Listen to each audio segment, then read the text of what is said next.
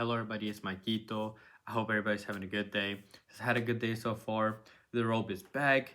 Gave it a wash. Maybe that's all it needed. Who knows? But we had a great day. I'll go over that at the end of the video. And then when it comes to this slate, when it comes to Sunday, there's plenty of games as well. And I actually like this slate a lot better than I did Saturday's slate. And even then, we did great Saturday. Hopefully, we can keep it up today. I have plenty of picks to go through. And as always, if I do have any added plays, they will be in the pinned comment either later tonight, but more than likely tomorrow, just so I can confirm some lineups, confirm the players. Some lines in general might just change, so keep an eye out for those. But I won't waste any time. I'll go straight into the picks. And the first one is Alejandro Garnacho to go higher than 2.5 shots, playing away from home for Manchester United, going up against Leicester City.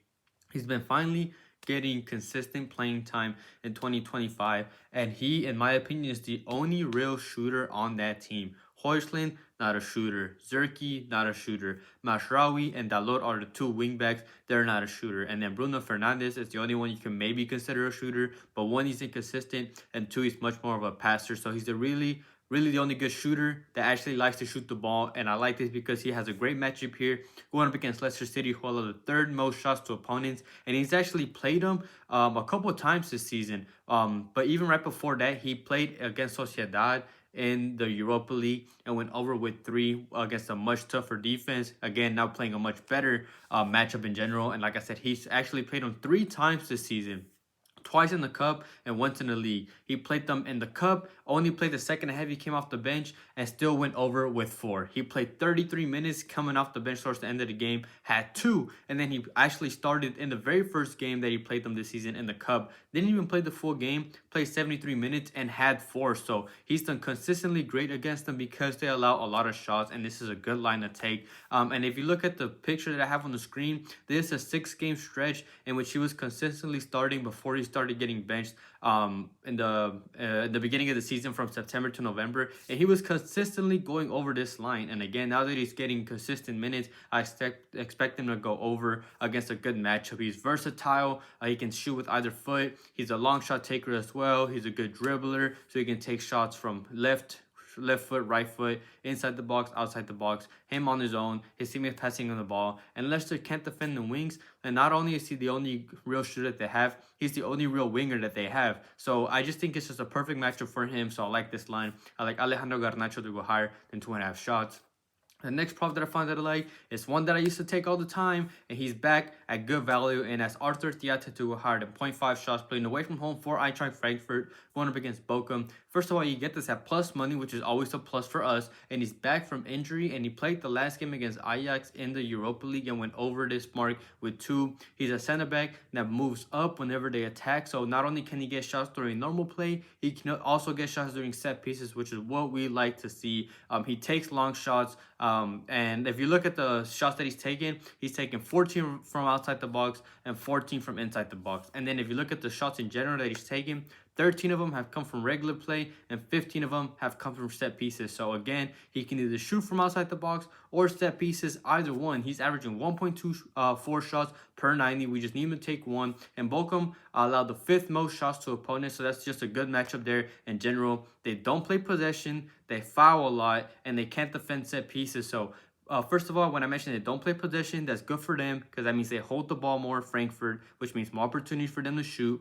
They foul a lot, which means they will give up more set pieces, whether it's corners or whether it's in general free kicks, which means, and because they can't defend set pieces, that means more opportunities for him. So just matchup wise is great for him. In general, he's gotten over this mark in 74% of games, which is 17 out of 23. And if you look at the games he's gone under, he's got under against Leverkusen, who allowed the second least shots, against Bayern twice, who allowed the least amount of shots, St. Pauli, who allowed the 4th least amount of shots, and Stuttgart, who allowed the 5th least amount of shots. So the games he goes under is against tough matchups, but this is literally quite the opposite. He has played the full game in 21 out of 23 games, so that's a 91% hit rate. It's a good line at plus money. I like this play. I like Arthur Theate to go higher than 0.5 shots.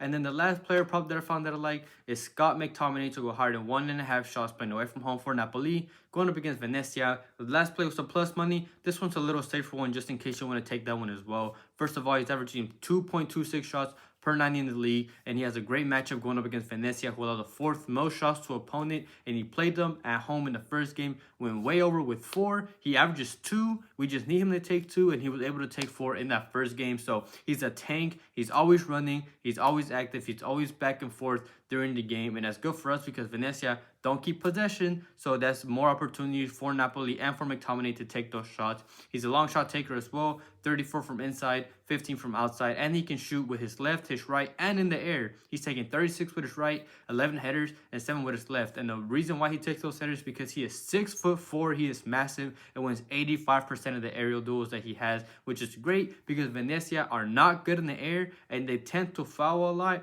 and give up those set pieces, which again is great for a player like McTominay who can shoot from regular play and from set pieces. Besides, it's a crucial game, and he should play full minutes, and I'll explain that later on. And he has played full minutes in all but 3 games this whole season, and even then, he got subbed out in the 82nd minute, 77th minute, and 86th minute. So even when he does get subbed out, which is very rare, he tends to get subbed out at the end of the game. And it's a good line, safe line, great matchup, so I like it. I like Scott McTominay to go higher than 1.5 shots. And then I did mention that there's a big slate, and I usually don't mention a couple leans, but just in case you want a couple more lines, just lean wise, these are not official plays. I was taking a look at Nico Williams, who plays for Bilbao. You can take a look at his shots. Obviously the over. You can look at Barrios for Atletico Madrid playing Barcelona to go higher than 2 tackles, and then you could look at either Yamal or Rafinha shot. The line is great. It's because of the matchup that they're playing. The reason why it's like that, but I still like it. So you can take a look at those in case you want to look at other plays as well.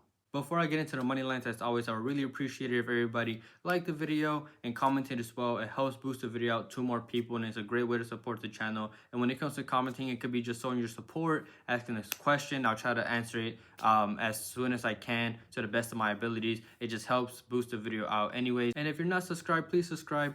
Turn on notifications so you're notified when these videos are out. And if you want to, 1, support the channel, and 2, get the videos out even earlier than what you would, you can consider joining the membership linked in the description. I don't hide any picks. It's just like I said, you get the videos out even earlier to try to avoid potential bumps and plays getting taken away. It happened in the last video, but the time it went out public, one of the picks had gone away. It came back later on bumped, but those that were members got it with plenty of time. So if you're interested in that, link for that is in the description. And whether you use all my other links for Outlier, PrizePicks, Underdog, anything, I really do appreciate you guys using those. So I really want to thank anybody who supports me in any way. But I have 2 money line plays that I like, and the first one is in the EFL Cup, and that's the Liverpool 3-way money line going up against Newcastle for -155. They just got eliminated by PSG, but Newcastle is not near PSG. They don't have players like Dembele, Barcola, Kvaratskhelia that were able to eliminate Liverpool. They don't have that quality, and just both Liverpool and especially Mohamed Salah are going to want to come back from that game and just play great. They actually played 3 weeks ago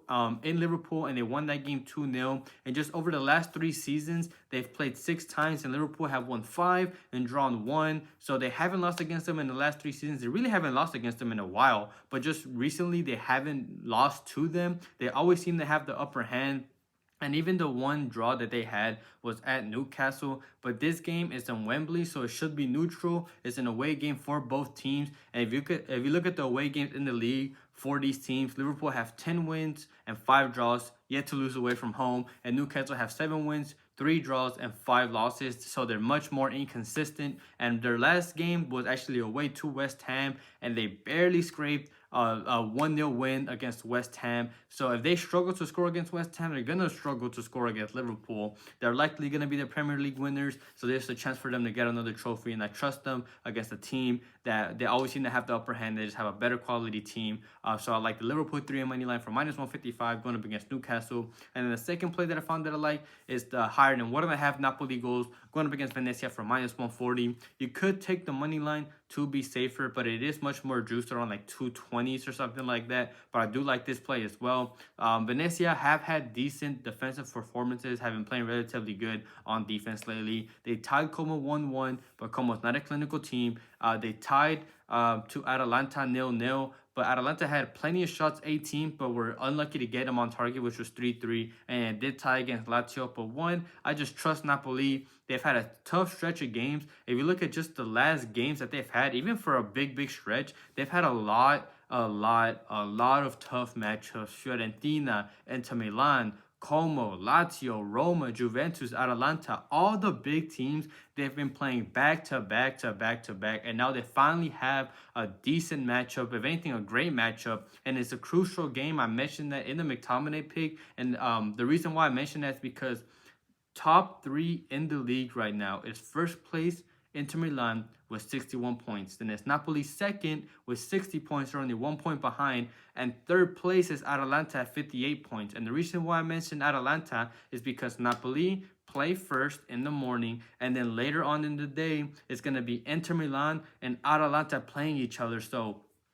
if they win here, anything but an Inter Milan win moves them up to first place. So they need this win. So even if they just score, I don't see them just winning by scoring one goal. And even if they do, like I said, you would have to take the money line, which is much more heavily juiced. So I'm not really worried about that. But besides, Napoli are a clinical team, converting 40% of the shots on target that they've taken, and they haven't played European football. So all they've been able to concentrate on is the league. So they've always have rest. It's not like they're coming from a tough 3-4 days ago game or anything like that. So they're fully healthy as well, which is good for us. And they have scored 24 goals in 14 away games, averaging 1.71. So they'll score one, is whether they score that second.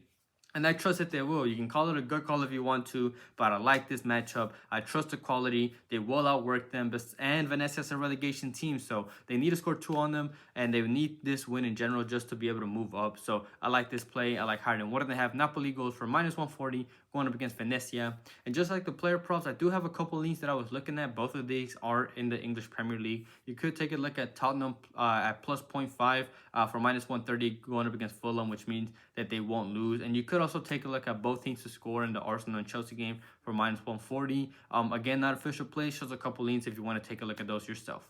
Thank you everybody for watching. Quickly going over last video's picks.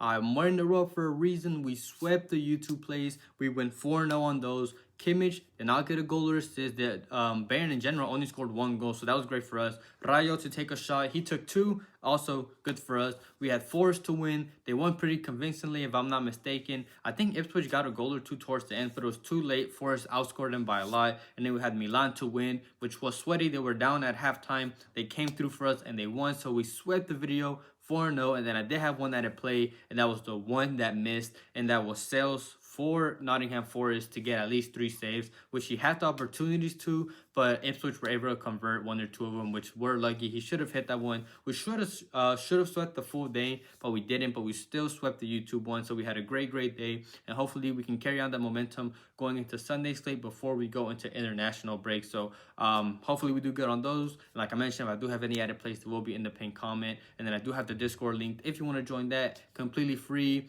not a premium. If you want to join, just a good community I'm trying to build over there. You can talk about your plays, see other people's plays, talk during the games, talk about other sports. You're more than welcome to join. Link in the description. So other than that, I hope everybody has a good night, a good day, and we can cash out tomorrow.